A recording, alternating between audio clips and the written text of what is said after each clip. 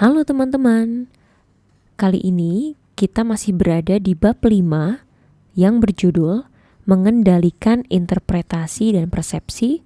Namun kita akan memasuki bab 5 bagian 2 yang di dalamnya membahas 4 topik.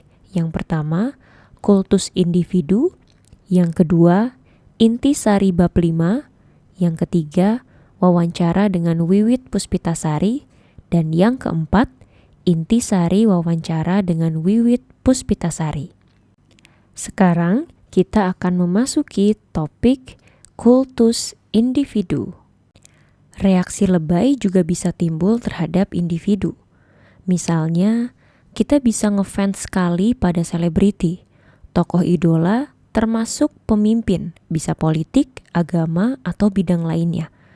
Kultus individu atau rasa hormat berlebihan timbul ketika kita mulai mendewakan seseorang, sehingga yang terlihat oleh kita darinya hanyalah yang baik-baik saja. Dia tampil bagaikan sosok yang sempurna. Kemudian, ketika belakangan orang tersebut melakukan kesalahan atau tidak menunjukkan moralitas yang sesuai dengan ekspektasi kita, ada 2 reaksi, yaitu penyangkalan atau denial. Kita menuduh itu semua pasti tidak benar, atau patah hati menghadapi kenyataan. Di kedua respons tersebut, sebenarnya kita sudah lebay juga. Media sosial saat ini juga sangat memperbesar efek kultus individu, karena kita bisa mengikuti sepak terjang orang yang kita idolakan hampir 24 jam, 7 hari seminggu. Bagaimana stoicisme melihat fenomena kultus individu ini? Dalam kerangka dikotomi kendali, seharusnya jawabannya sudah jelas. Kita tidak seharusnya menggantungkan kebahagiaan pada kenyataan dan popularitas kita sendiri, apalagi pada reputasi orang lain. Pilihan-pilihan orang lain tidak berada di bawah kendali kita. Karenanya, kita harus selalu siap ketika orang yang kita idolakan ternyata mengecewakan kita. Tidak perlu lebay, gusar, menangis, guling-guling jika kita selalu mengingat bahwa kehidupan tokoh idola ada di luar kendali kita. Di bab ini kita telah diingatkan oleh para filsuf Stoa bahwa perasaan kita tidak harus menjadi penumpang pasif yang ditentukan oleh kehidupan.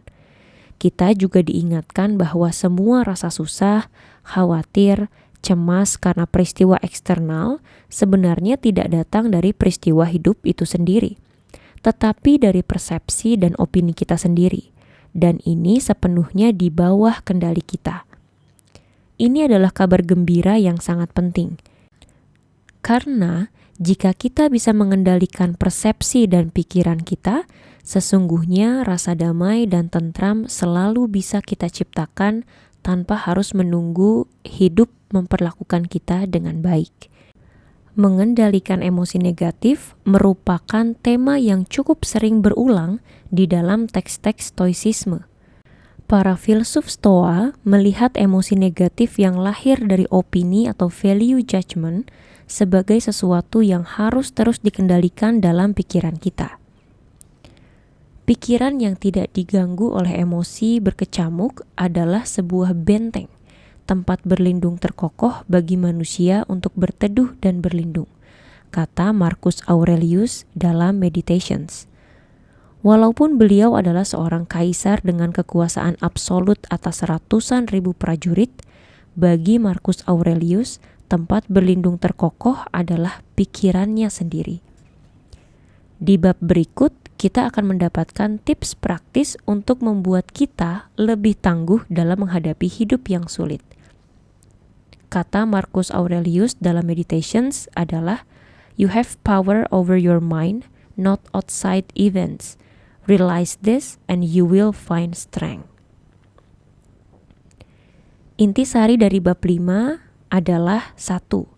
Manusia kerap kali disusahkan bukan oleh hal-hal atau peristiwa, tetapi oleh opini, interpretasi, penilaian atau value judgment akan hal-hal atau peristiwa tersebut. 2. Filosofi teras tidak menganggap emosi berjalan terpisah dari nalar atau rasio. Emosi yang sifatnya negatif dianggap sebagai akibat dari nalar atau rasio yang keliru. 3. Saat kita mengalami peristiwa hidup, seringkali ada penilaian otomatis yang muncul, dan jika tidak rasional, penilaian otomatis ini memicu emosi negatif. 4. Kita memiliki kemampuan untuk tidak menuruti penilaian atau value judgment otomatis tersebut. Kita mampu untuk menganalisis sebuah peristiwa atau objek dengan rasional, khususnya untuk memisahkan antara fakta objektif dari penilaian atau opini subjektif kita. 5. Langkah-langkah yang bisa dilakukan dengan akronim STAR, Stop, Think, and Assess, dan Respond, dapat dipraktikkan saat kita mulai merasakan emosi negatif. 6. Kita juga bisa mengendalikan respons lebay terhadap segala hal dengan mengingat betapa remehnya masalah kita jika dilihat dari jauh, bahwa tidak ada yang sungguh-sungguh baru di kehidupan manusia, dan pada akhirnya semua akan terlupakan oleh waktu. Selanjutnya adalah topik wawancara dengan Wiwit Puspitasari. Wiwit Puspitasari berkata, kita harus aware atau sadar dengan apa yang kita pikirkan pada situasi tertentu. Sesudah menemui Dr. Andri, seorang psikiater dengan spesialisasi pengobatan psikosomatis, saya pun tertarik mendapatkan perspektif disiplin psikologi. Saya berkesempatan mewawancarai Wiwit Puspitasari, seorang psikologi klinis yang juga mengajar di program S1 Psikologi di sebuah universitas swasta. Berikut adalah kutipan wawancaranya. Apa pendapat Wiwit mengenai hasil survei khawatir nasional, di mana 2 dari 3 responden mengaku merasa khawatir mengenai hidup ini? Saya mikir, dunia lagi kenapa ya? Hal-hal yang membuat seseorang khawatir selain karena melihat pengalaman pribadi, juga melihat pengalaman orang lain. Dan juga verbal instruction, dikatakan orang lain secara terus-menerus. Misalnya, kalau ditakut-takutin, anjing itu ngeri loh. Kalau dilakukan secara terus-menerus, bisa menimbulkan rasa takut terhadap anjing. Saya jadi mikir, di sekeliling kita lagi ada apa ya, sampai orang segitu khawatirnya? Informasi yang mereka dapatkan apa aja sih? Serta orang-orang di sekitarnya apakah semakin mereinforce atau memperkuat kekhawatiran mereka atau justru membantu mengurangi? Makanya saya mengecek komposisi responden yang mayoritas perempuan. Ini konsisten dengan kebanyakan penelitian bahwa perempuan lebih rentan khawatir. Yang bikin kaget sebenarnya bahwa jumlahnya setinggi itu. Mengapa perempuan cenderung lebih khawatir daripada laki-laki? Asumsinya adalah adanya pengaruh gender role. Cowok itu kan diharapkan lebih kuat daripada perempuan. Jadi mereka itu selalu diminta atau dipaksa menghadapi ketakutannya. Selain itu, umumnya perempuan lebih ekspresif dalam menyatakan apa yang ia rasakan dibandingkan laki-laki. Sehingga lebih banyak jumlah perempuan yang bercerita kalau dia cemas dibandingkan laki-laki. Kalau dilihat treatment tentang anxiety atau fear, cara paling umum untuk menghadapi ketakutan atau kecemasan adalah dengan dihadapi. Namun caranya itu yang harus diatur. Bisa diperjelas lebih dalam tentang peran orang sekitar mengenai kekhawatiran kita? Khawatir dan takut saya gabung ya, karena secara psikologi dibedakan. Kalau takut adalah perasaan yang muncul saat ada ancaman yang memang terjadi ada di dekatnya. Immediate threat.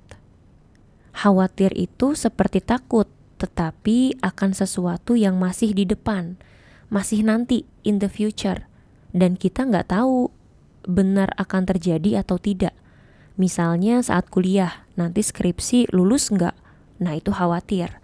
Kalau takut, ada ancaman di saat ini, misalnya dosennya marah dan saya merasa takut. Akan tetapi, memang gangguannya suka digabung secara psikologi. Soal pengaruh orang sekitar, coba lihat. Bayi itu tidak punya rasa takut. Yang membuat dia merasa takut adalah karena dia mempelajari ada sesuatu yang menakutkan. Takut dan anxiety menurut saya adalah hal yang dipelajari. Dan yang membuat kita belajar takut itu salah satunya peran orang-orang lain. Apakah saat saya takut, orang lain membantu saya mengatasi ketakutan saya, atau malah memupuk sehingga takutnya makin parah? Saya takut laba-laba. Bukannya dibantu supaya tidak takut, malah disodorin laba-laba. Sugesti atau pengaruh lingkungan lebih besar ke anak kecil. Karena asumsinya anak kecil belum punya kemampuan berpikir yang memadai untuk menganalisis sesuatu. Misalnya menentukan baik dan benar dibandingkan dengan orang dewasa. Terkadang saya melihat dari klien-klien saya bahwa proses seseorang menjadi takut sebenarnya sumbernya sejak masih kecil. Jadi, sumber kekhawatirannya bukan baru-baru saja terjadi, bahkan ada yang dari usia sekolah. Rata-rata klien yang datang konsultasi ke Wiwit, pemicunya apa? Apakah mereka datang sendiri atau karena dibawa keluarga? Umumnya, klien remaja datang karena dibawa keluarganya. Misalnya, anaknya dirasa berbeda dari anak-anak lain. Atau biasanya anak yang tertutup dengan orang tua. Atau anak dengan isu pengendalian marah. Atau anaknya tidak bisa mengikuti apa yang diharapkan oleh orang tuanya. Untuk yang sudah kuliah, biasanya karena keinginan sendiri. Pertama, yang paling sering membuat mereka akhirnya datang ke klinik justru gangguan fisik. Misalnya sulit tidur atau sakit kepala terus-menerus. Ada yang berusaha ke dokter dulu, tetapi dokter berkata ini bukan masalah biologis. Mungkin kamu stres, coba ke psikolog. Pemicu kedua yang paling sering adalah saran orang lain, misalnya pacar, orang tua, atau teman-teman. Ketiga, mereka yang merasa berbeda dari orang-orang sekitarnya. Misalnya, kok saya gampang sekali emosi, sementara teman-teman saya tidak. Tadi dikatakan banyak yang datang berkonsultasi karena sulit tidur, sakit kepala. Apa rata-rata penyebabnya? Masalah fisik seperti sulit tidur dan sakit kepala umumnya muncul di kebanyakan gangguan. Anxiety disorder, mood disorder, stres, gejalanya seperti itu. Saya percaya antara kognisi dan fisiologis itu pasti berkaitan. Saat orang takut dan cemas, akan ada alarm di badan. Simptom fisiknya sama, sumbernya bisa berbeda. Kebanyakan, penyebabnya dari sulit tidur atau sakit kepala adalah cemas atau depresi yang masih mild atau ringan, atau moderate, sedang. Sulit dibedakan karena cemas dan depresi suka barengan. Orang yang cemas juga menampilkan simptom-simptom depresi. Apa contoh situasi kecemasan yang sering dihadapi Wiwit? Paling sering kalau mahasiswa, dia berada di sebuah pertemanan yang tidak sehat, tetapi dia tidak bisa keluar dari situ. Karena katanya, kalau saya keluar dari situ, nanti teman saya akan begini ke saya. Saya men-challenge. Memang iya, dia akan begitu? Iya, katanya. Jadi, dia memilih tidak melakukan apa-apa untuk menghindari hal-hal buruk terjadi. Jadi, dia sudah memiliki belief tertentu terhadap kondisi pertemanannya. Klien yang datang ke klinik biasanya masalahnya sudah berlangsung lama. Saya suka mikir, dua orang terkena kondisi eksternal yang sama, tetapi reaksinya bisa berbeda. Pasti ada sesuatu di dalam dirinya yang memengaruhi, misalnya cara berpikir atau kecenderungan kepribadian yang ia miliki. Orang-orang yang suka khawatir akan kesehatan atau sering kena serangan sensi, mereka umumnya cenderung lebih sensitif akan triggernya, sehingga makin mikirin itu.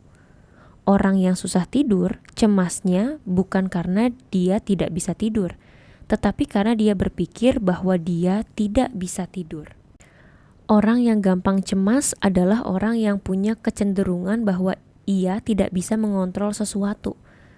Sense of personal control. Dia merasa tidak bisa mengontrol sesuatu.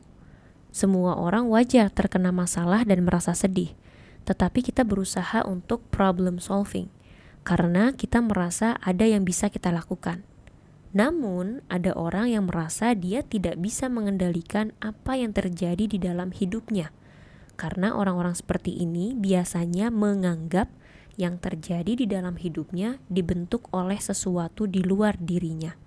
Seperti luck, orang lain yang lebih kuat, atau chance. Sehingga ketika ada masalah, dia tidak punya cara untuk problem solving. Contohnya adalah mereka yang waktu kecilnya ada sejarah abuse. Jadi orang-orang ini merasa tidak bisa melakukan sesuatu, sehingga menjadi kecewa ketika masalah menimpa.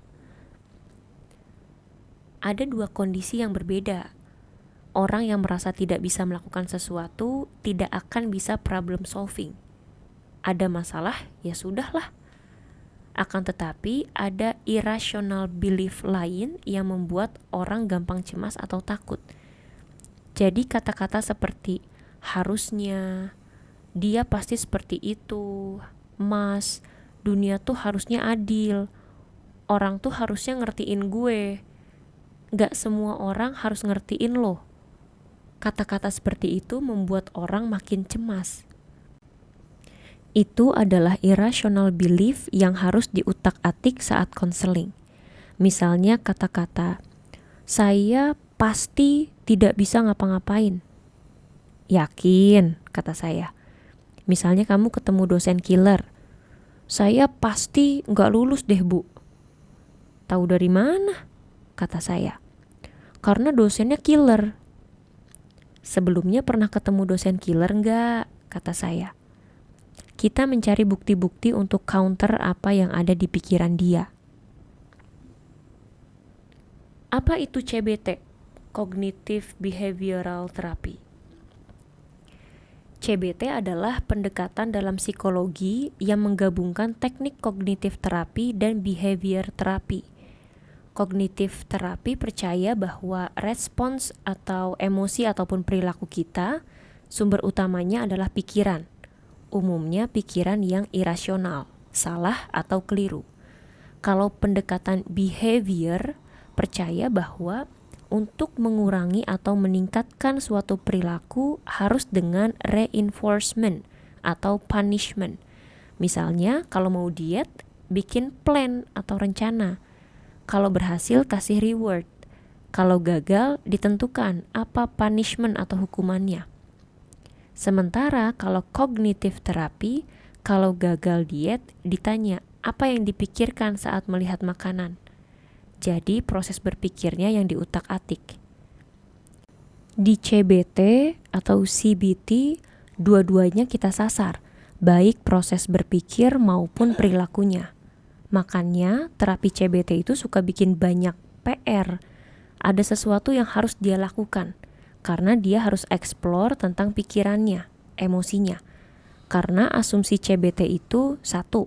Perubahan pemikiran dapat mengubah perilaku. 2. Perubahan perilaku juga dapat mengubah cara berpikir.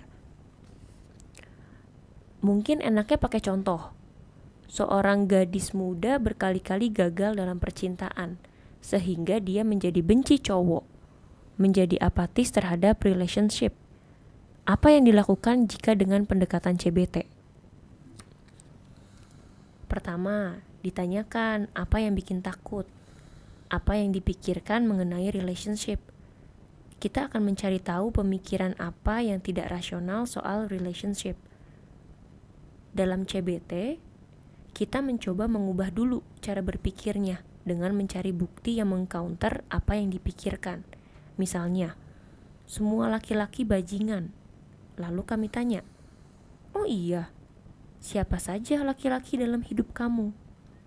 Sebagai contoh misalnya, ayah. Apakah ayah kamu bajingan? Enggak. Jika begitu, tidak semua laki-laki bajingan kan? Atau gue selalu gagal? Oh ya? Bisa diceritakan gak kehidupan pekerjaannya? Kemudian klien menceritakan sejarah karirnya. Oh, kemarin kamu dapat promosi ya? Apakah promosi artinya gagal? Kita mencari bukti yang bisa mengcounter persepsi klien. Kadang orang tidak aware bahwa pemikirannya irasional. Karena kalau irasional artinya itu sudah terjadi cukup lama, sampai dia benar-benar jadi irasional. Dengan menampilkan bukti, mungkin pemikirannya tidak langsung berubah, tetapi minimal dia mendapatkan insight. Oh iya ya, itu saja kami sudah senang. Bahkan dengan klien yang punya masalah self-esteem atau kepercayaan diri, saya suka minta mereka menulis apa achievement atau pencapaian yang mereka punya. Tidak perlu besar, cukup kecil-kecil, misalnya kata teman-teman kamu seperti apa. Kemudian saya bacakan kepada mereka, hanya supaya mereka aware saja bahwa mereka tidak segitunya, walaupun mungkin pikiran mereka belum tentu langsung berubah. Insight ini yang harus ditemukan oleh si pasien sendiri, dan kita berusaha memfasilitasi mereka agar menemukan itu. Tadi dikatakan kecenderungan mengontrol segala sesuatu adalah bentuk irrational belief. Apa contohnya? Yang sering saya dengar, saat saya baik dengan orang lain juga harus melakukan hal yang sama. Salah satu pasien saya punya kekesalan pada mantan pacarnya, karena dia sudah baik kepada mantannya, tetapi si mantan tidak melakukan hal yang sama kepada dirinya. Saya challenge, perilaku baik menurut kamu seperti apa? Karena standar baik itu bisa berbeda-beda tergantung masing-masing. Contoh lain yang saya sering dengar, dunia itu tidak adil ya? Saya balas, memang dunia gak adil. Saya suka bingung sejak kapan dunia adil. Tapi menurut dia, dunia harus adil. Keadilan kadang juga terkait dengan saya sudah melakukan hal ini, saya juga harus dibalas dengan hal ini. Itu adil. Kalau dikatakan kita harus bisa menerima apa yang bisa dikendalikan oleh kita dan apa yang tidak bisa dikendalikan oleh kita, apakah itu sehat? Menurut saya itu sehat. Di dalam teori stres ada coping stress, cara untuk mengatasi stres. Ada dua cara, yaitu problem focus coping dan emotional focused coping. Problem focus, misalnya saya punya dosen killer. Apa yang bisa saya lakukan supaya dosen itu tidak killer ke saya? Atau supaya saya bisa mendapat nilai bagus walaupun dosennya killer?